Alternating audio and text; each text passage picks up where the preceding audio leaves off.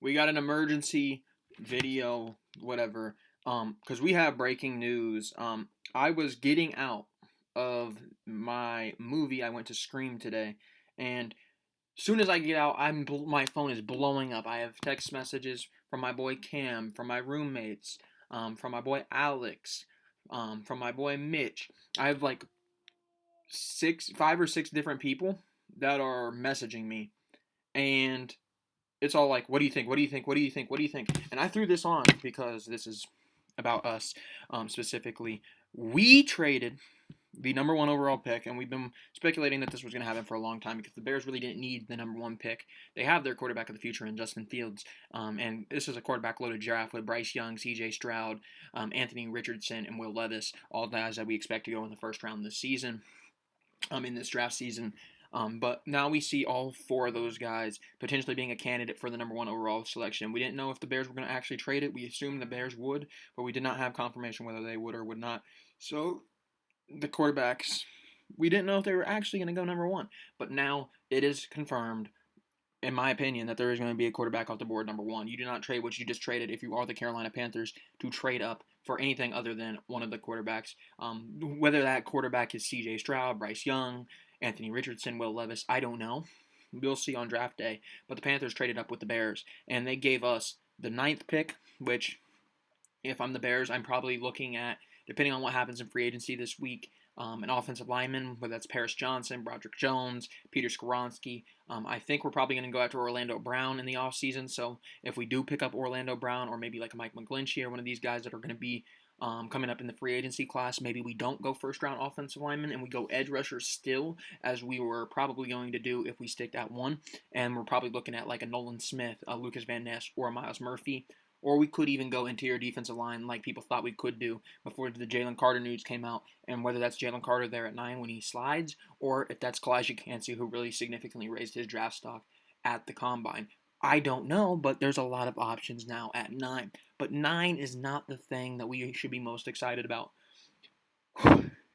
As you can tell, I'm into this. We also got a pick next year, which I believe is still going to be a good pick.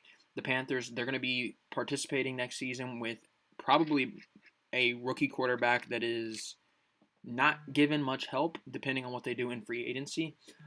Their best returning receiver, is Laviska Shenault and Terrence Marshall. And then they have tight end options of like Ian Thomas and Tommy Tremble. And their running back is Chuba Hubbard. So really, they're kind of in the position the Bears were in last year, where they might have their quarterback of the future, but they don't have pieces on their offense to really help out that quarterback. So they could be seeing in a situation like the Bears were last year, where maybe the Panthers even have as bad of a season to be top 5. They really have nothing on offense. They really don't. Yes, their defense is still their defense. Yes, they still have Brian Burns. Yes, they still have Derek Brown. Yes, they still have all those guys that were on that defense, Dante Jackson. They have all those guys still, Jeremy Chin. So their defense will probably be a better defense. But offensively, they're probably going to struggle. They're probably going to be somewhere around either where they were this year or slightly better. But I don't expect them to be much better. So I think the worst that this can get for us is probably like a top 14 pick. But I fully expect, if I'm to hedge a bet, it's probably that this pick that we just got for next year in the 2024 draft is still a top 10 pick. So if right now I'm basing it off the assumption that we basically got 2 top 10 picks for the number 1 overall pick, including a second round pick which was the 49ers second round pick, the 61st pick in this year's draft, and a not next year but a 2025 second round pick. I thought it was next year's, but it's not next year's second round pick. So we have 2 drafts from this draft. We're going to have another second round pick. So basically, this is what we look like for the next. We have 2 second round picks this year.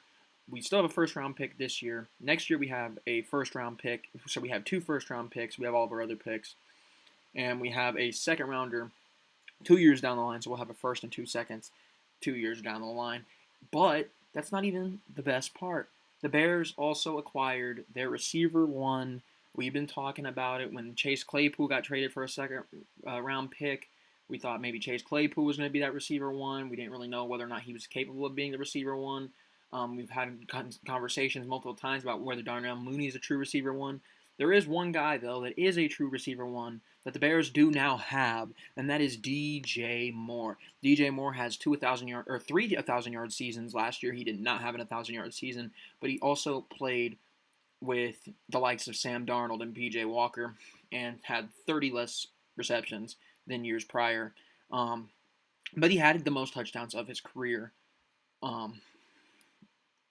last year.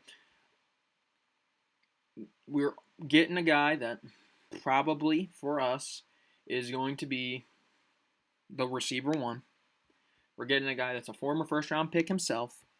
And we're looking at, now this is the receiving core you're looking at.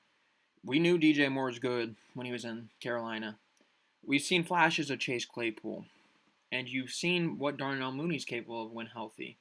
Those three right there, let me take you back a year from the start, or whatever, the start of last year.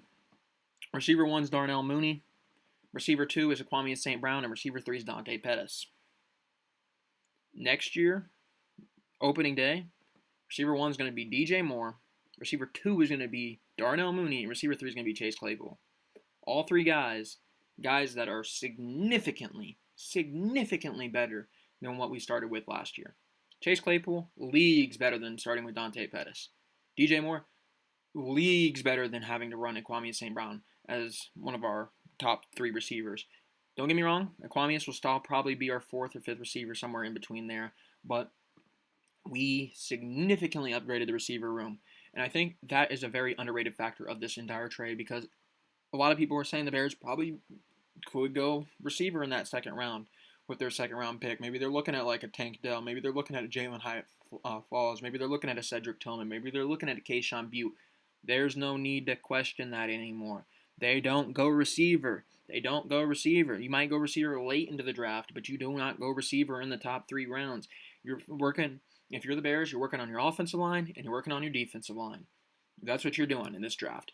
Whether that's Paris Johnson at 9, whether that's Peter Skoronski at 9, whether that's Broderick Jones at 9, whether that's Antoine Harrison at 9, maybe it's DeJuan Jones at 9, maybe it's Lucas Van Ness, maybe it's Nolan Smith, maybe it's Kalijah Kancey.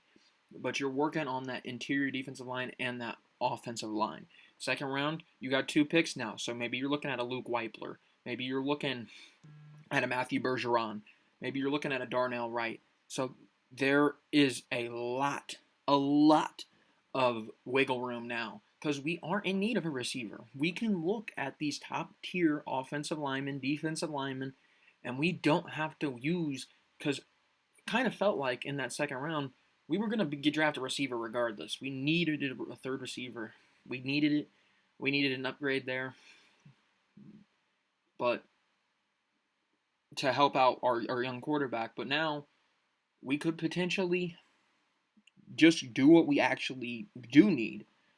We needed an offensive line that can block for Justin Fields. We need a defensive line that won't get tired and can actually put some pressure on a quarterback.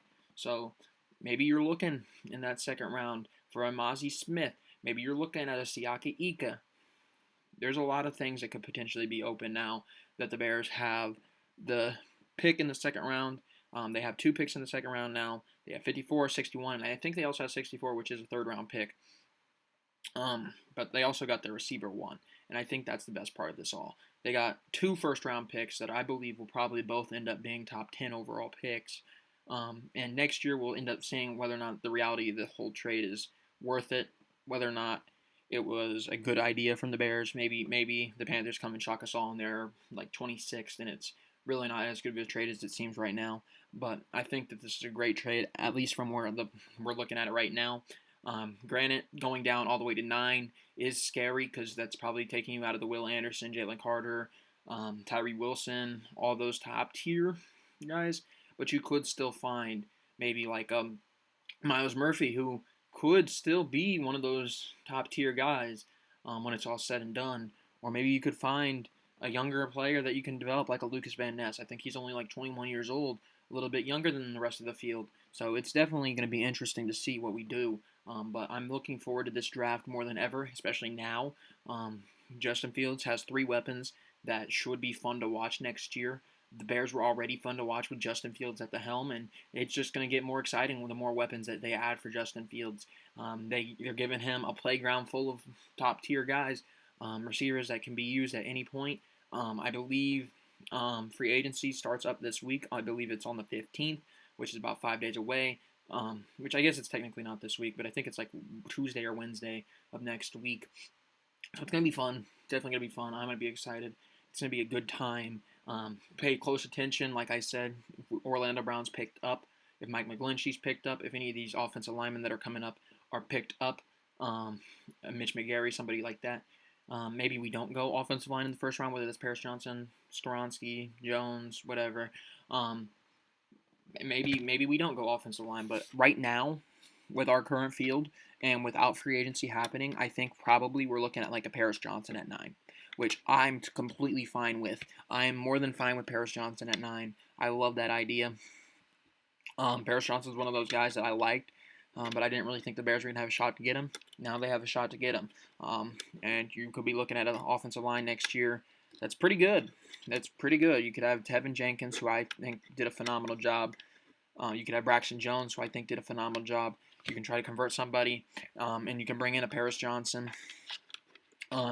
Say second round, you get up Luke Weipler. You have potential. You have potential definitely now, which isn't something that we're used to with the Bears picks. Usually we kind of have expectations of where they should go, and I think they have two different options, two different paths they can go. Last year, everybody wanted them to pick Pickens. I don't think that's really the same now at number 9 rather than it was at number 1. At number 1, everybody's just like Will Anderson, especially after the Jalen Carter news. But there were some people praising for Jalen Carter. But now I think the entire board's open. And one guy that I really want to look at, and I really want the Bears to do their due diligence on, is Nolan Smith. I think that kid is great. I think he's going to be under the radar. He could even potentially slide into the second round. He had a phenomenal combine. But I want you to realize he's coming off an injury, so he might slide. But maybe we're the ones that take the little risk on him, and I think he's going to pan out to be a really good player. But at this point, I'm just rambling, and you guys are probably not as interested into who I want rather than my initial reactions on who we got. So I'm going to end it here, and we're going to talk about everything as it all progresses. In the next coming weeks, we're going to do Bears previews, mocks, whatever. But I'm absolutely thrilled about this news.